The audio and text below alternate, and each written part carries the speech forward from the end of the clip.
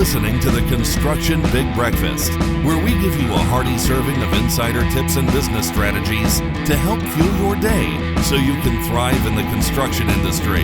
Now, here are your hosts, Tip Top Tim Fitch and Brendan Morahan. And welcome everyone to the latest episode of the Construction Big Breakfast podcast with me, Tip Top Tim Fitch. And me, Brendan Morahan.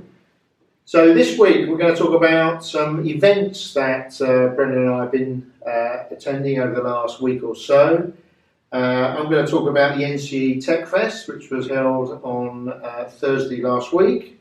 And a week prior to that, I was at the first UK and Ireland Construction Summit. So there's quite a lot to catch up on, I think. Yeah, there is. But first off, Brendan, first question is always the same. What did you have for breakfast? Well, as you might have gathered from my voice, I'm feeling a little bit poor at the moment. So I thought I would be sensible this morning. I had half a grapefruit and muesli and a nice cup of coffee. And then when I came into the office, I had a banana to build up on. So fairly sensible this morning. I'm sure you did a bit better than that, did you? Well, I had a bacon roll, but it was a whole meal roll. And I did with sauce? With a bit of brown sauce. And when I got in the office, I had a really nice cup of coffee, or two. That set me up all right. And I've been to the gym at lunchtime, so I've done my bit to work it off. Plus, of course, I can't believe I'm admitting this, I had salad for lunch. Oh, well, you'll get over that. Yeah. Anyway, back to the podcast. So, where have I been? So Thursday was the new civil engineer NCE Tech Fest, which was held at the brewery.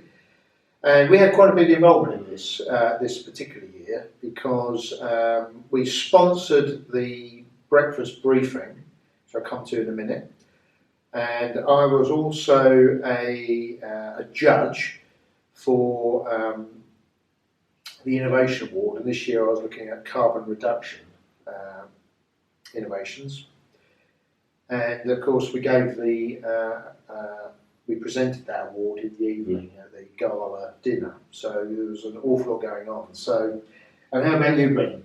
Well, I was invited to talk on the panel at the, as I say, the inaugural UK and Ireland Construction Summit, and quite pleasingly, and you might say boringly, I was commenting on finance.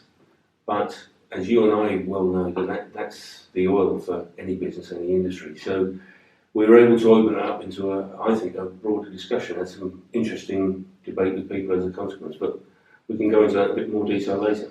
Yeah, that sounds very interesting. It'd be compare and contrast. Yeah. So on Thursday, the new civil engineer ran their Tech Fest, which has been going for a few years now, and we sponsored the breakfast briefing. And this year, it was given by a guy called Richard Halfon, who works for the biggest company you've never heard of, which is Katira. And I have to say, I go to lots of these things, and most of the time I'm bored to tears. And this, I can't stop thinking about it. I cannot stop thinking about it. So, what is Katira? Well, Katira is a business, I can't believe it's 4 years old. It was founded in 2015 in California.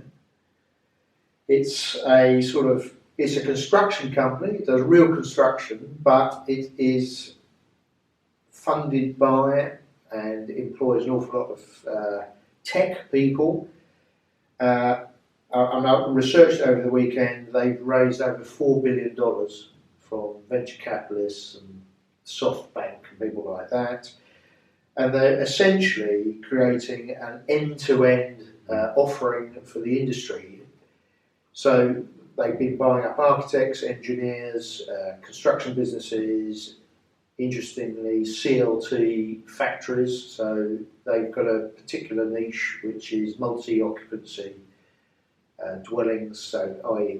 they don't build single houses typically, but they are medium-rise blocks of flats. All made out of CLT, which is cross-laminated timber, or glulam, I think it used to be called. And they've also got this tech offering across the whole piece, which their ambition and I think they're close to getting there, is to just replace all the individual components that people use typically to develop projects, right? Covering all of the things from architecture, engineering design, BIM, everything, and their ERP systems, all in one platform that covers everything. So what was really, really exciting is that there's a whole load of things that are really exciting. I suppose the key one is the rate of growth that they, 3 years ago they had 200 employees. They've now got thousands, but more importantly, they're up to 2 billion in revenue. That's dollars, US dollars. And then they tell me what their ambition was for 2024, which is 5 years away. I mean, you heard it, I won't ask you to guess, but if I ask the viewers what you think, what do you think would be a reasonable rate of growth if you're already $2 billion for 5 years' time? Right, you've had a chance to think about it. I'm going to tell you, 50 billion. So they're saying they're going to grow from 2015 when they had zero turnover to 2024, so 9 years, they're going to grow from nothing to being the same scale as Bechtel. Which is over 100 That's years. 120 years roughly. It's astounding ambition. Their focus in terms of construction at the moment is in California, but as we know that they also mentioned that they were now in Saudi on the King Fahd project, which I think we'd already heard about. For those that don't know, Saudi's got, if you think we've got a housing problem, Saudi's multiple times more complex because they've got a lot of young men who need a house before they can get married and nowhere near enough skills in the kingdom to build it. They've got plenty of land and there's plenty of money. Well, also unsurprisingly, Katira, they found Katira, or Katira found them, and I know that they're working on that one. And I believe they're also in Canada, so which is very interesting for us as well. So that breakfast briefing by Richard was an amazing eye-opener and a great start to the day. A great start. I think it raised one big question in my mind and answered another important one for me, was that we've said all along that the Tier 1 model is under severe pressure and arguably broken, and mainly because most Tier 1 contractors are undercapitalised. This is an organisation that has got serious investment because it's put its money where its mouth is. The question that to my mind hasn't been answered is the demand profile. So obviously they have done exceptionally well in creating a demand for the product so far. To grow that from a 2 billion business to 50 billion business is still in anyone's language. And that's the bit that I'm really interested in, how they achieve that. Because they are now certainly feeding that baby, and that baby is going to get very, very hungry for work. So that's going to be the big challenge for them, but they seem to be set up to yeah, it's a fascinating case history, and I really want to find out more about it, and hopefully I can meet up with Richard, either here or in Canada soon. And you're right, I mean, it comes on to trying to understand, one of the big problems in construction in the UK is that the construction industry has lost control of the sales process. Yeah. Now, from what I can see, the research I've done over the weekend, they are pitching to developers. So they've obviously got a compelling cost story, which they obviously say they have. Will they be able to, is the niche they're in going to get them to 50 billion? It's not a tiny niche, but it is a particular niche in construction. That's one question. I think going back to your point about the investment, when you think of the piecemeal stuff that's ongoing in the UK, with various effectively voluntary organisations trying to encourage innovation, even in our own work in the R&D space, where we know how much, obviously very well, how much the industry is getting back from the R&D tax credit system. In today's money, it's about £90 million a year, and these people have raised £4 billion. Yeah. I mean, it just tells you that if you want to change this industry, what most organisations are able to afford and the money that's being invested at the moment isn't anywhere near enough, particularly if Katerra decide they want to come to the UK. Mm-hmm. That's food for thought for everyone in this industry in the UK. A very, very interesting story. After that breakfast briefing, I got involved in judging. I was judging the innovation around carbon reduction, how people have used some innovation to literally turn down the CO2. We had 5 entries, all of them very interesting. We had a very worthy winner in a company called Struxol, which had developed a thing called Technocrete, which is a polyurethane foam, which is the actual application they showed was essentially filling up fence post holes in the railway environment, where their big advantage is twofold. One is the material is made from recycled cooking fat, and secondly, when you come to backfill these holes, typically you need 65 kilograms of material when it's a pre-packed or ready-mixed concrete, and obviously if you're handballing that down the Cessna railway, that's 3 journeys at least, maybe 4 journeys for somebody, and difficult to manage even then. Compared with 700 grams of dry material, which replaces it, which obviously basically goes in your pocket. Mm.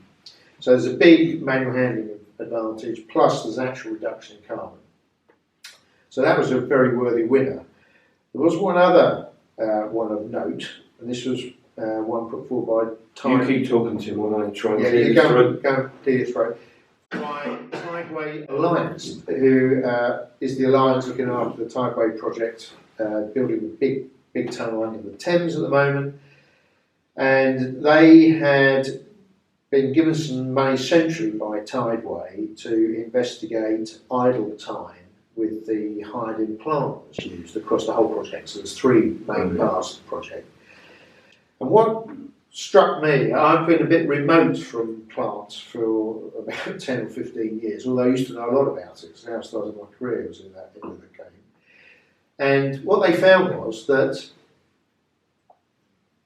all the new plants, A's got wonderful low emission engines. They're absolutely necessary inside the M25 or the GLA area. They've also got inbuilt telemetry on virtually every piece of plant, so that the engine management system is continuously sending data back to whoever's interested. Obviously, it goes back to Caterpillar and Volvo and all those people. But it's also available for the owner of the piece of plant and anyone else they want to license it to. So their idea was, well, they actually started looking at this data to try and understand how much idle time there was per piece of plant. So there were some anecdotal numbers. They thought it was 30 or 40%. Now, from memory, what they actually found was it was near 50%. And my first question was, well, surely surely if they've got this clever telemetry, they've also got a piece of kit that can turn the engine off, just like it does in my car and the lights. And I was told by the lady giving the presentation that every single driver overrode it, regardless of who they were. Mm. Every single driver overrode it. I said, well, that's insane. Why would they do that? And they said, well, culturally, within the industry, if your engine was turned off, obviously the plant is idle, and it was assumed you were as well, and you're the one who got told off. Right. So no one wants to be found sat in a machine or on a machine with the engine turned off. So they overrode it. Now you think about that. If the machine, because of the circumstances it's being used, is only working half the time, but the engine is running 100% of the time, albeit it might only be at 30% of its normal revs, then the depreciation of the plant is measured on engine hours. Mm. So the financing of the whole plant industry is on how many hours a year the machine is being used, not how many hours it's being paid for. Yeah. I was astounded that the plant hire industry didn't know that was happening. Well, they must have known it was happening, they just hadn't spotted that they could save themselves a fortune. So they've Plus got a saving technological solution for it, but they haven't deployed it because of poor culture in the industry. The technological solution's there, Yeah. it's turned off. Yeah. Turned off. So, interesting, the contrast. So we had the Katera thing where it's like, I Yeah. can't believe how brilliant this is.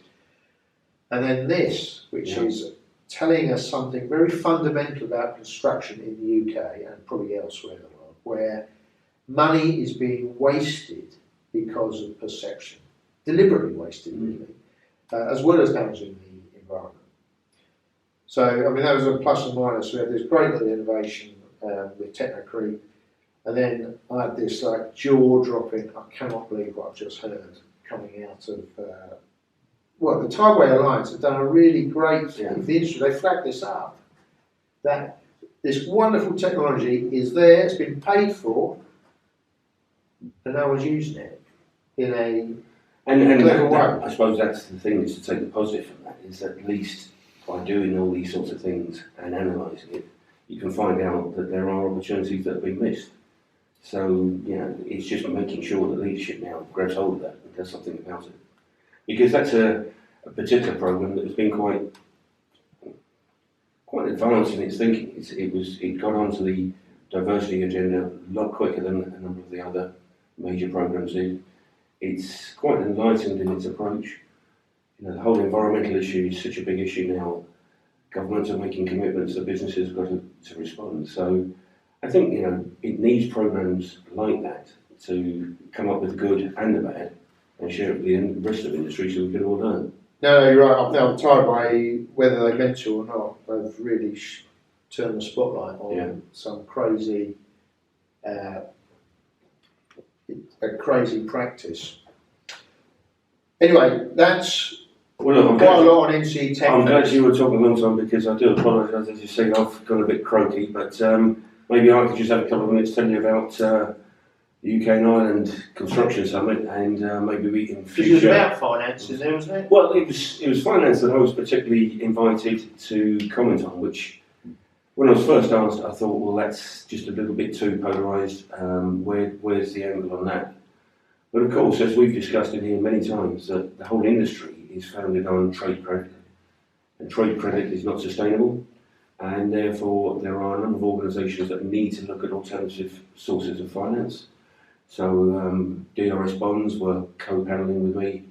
They were obviously very interested in how we can improve balance sheets of organisations to get cheap and affordable funding, because banks just aren't making it available now.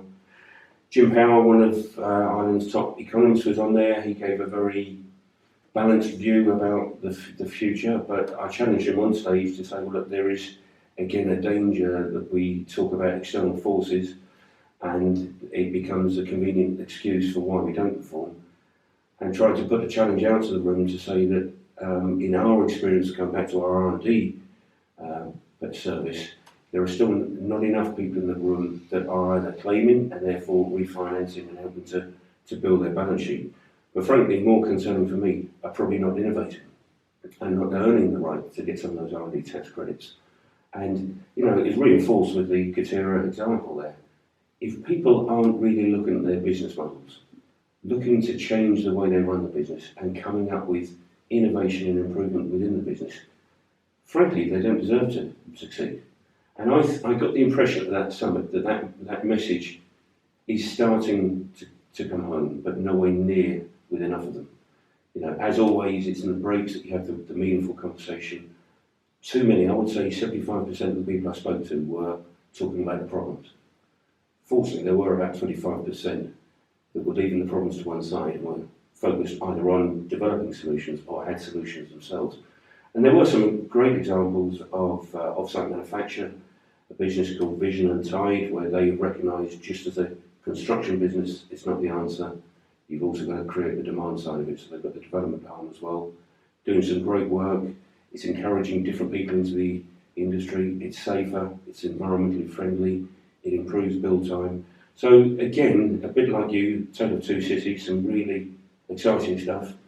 But we've got to get that wheel rolling, and those conferences do need, I think, to get a bit more energy in them now to really start getting rallying calls, because if we're not careful, they become an opportunity for people to bleed rather than for people to actually throw some ideas out there and get some people behind it.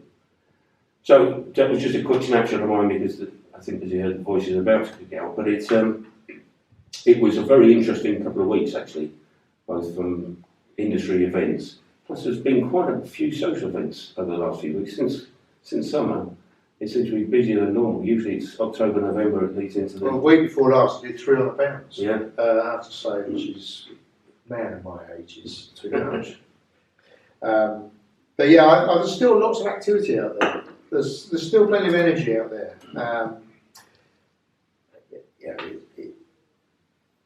I'm an optimist, but I think Katira is a wake-up call. That moaning about things isn't going to do you any good. You've got to come up with solutions which move the dial, really move the dial. And if you're still turning off, you're still overriding the telemetry in your 360 excavator, so the driver feels more secure in his job, but he's actually impacting the finance of his employer and the environment adversely for no other reason than that. That's a quick and easy win. Yeah. But going back to the point you made about R&D, we've recently, Shubham has just about as we speak finished a piece of research where we've looked at a whole very large number of people who've been making claims and what they got back in benefits, and compared them with their own cohort of clients, where we've obviously done them in immense detail. And what we found is, for similar businesses, there seems to be, it varies a bit from type of business to business, but on average, there's a 38% of the money is left on the table compared with our own experience by the vast majority of people in this industry. So even those that are making claims, and it's a small percentage of the total, they're still leaving 40% on the table, more or less, which is, for the cohort we've looked at, that works out 10 million a year. Now we know that if that was to be repeated across all businesses making claims, that's £40 million a year, and there's less than 1,000 businesses making a claim at the moment, although there are 400,000 in the industry. They won't all be eligible, but the money is still there from the government. The government wants the construction industry to take that money that they are entitled to and invest in things. Well, for very good reason, to increase productivity. To increase productivity, everyone wants better productivity, everyone wants things done quicker and safer and all the other good stuff which is necessary. And if you don't do it, Katira will be here and do it for you, because they've got 4 billion behind them, which is a bit of a sobering thing to finish on. But I'm an optimist, because there's people out there prepared to back it. That was the jaw-dropping thing. Yeah, there are companies which are much more visceral and do stuff that we recognise in construction. So I think the big positive out of this is there's companies prepared to back construction if you've got a really revolutionary business proposal. So that is well backed up with business case. Yeah, well, it's got to have a proper business case and thought through. But there's loads of opportunities out there, and we really want to encourage it. That's what we're all about. So thanks for listening. See you on the next podcast. So it's goodbye from Tip Top Tim. Yeah. See you next time. A lot of people think that real R&D is carried out in laboratories by people in white coats, but that is not the case. Qualifying costs are comprehensive, and approximately 97% of our workshops result in a successful claim. So whether you're overcoming specific ground conditions, adapting equipment, creating new processes, or developing better, safer, or greener methods of construction, you are almost certainly undertaking R&D. Whatever the size or type of your business, we believe that you can unlock value by utilizing the R&D tax credit scheme. To find out more, contact our team today at www.inventt.com for your free assessment. Thanks for joining us this week on the Construction Big Breakfast. Make sure to visit our website, www.inventt.com, where you can subscribe to the Construction Big Breakfast on all platforms so you'll never miss a show. While you're at it, if you found value in the show, we'd appreciate a positive rating. Or if you'd simply share it with a friend, that would help us out too. Be sure to tune in for our next episode.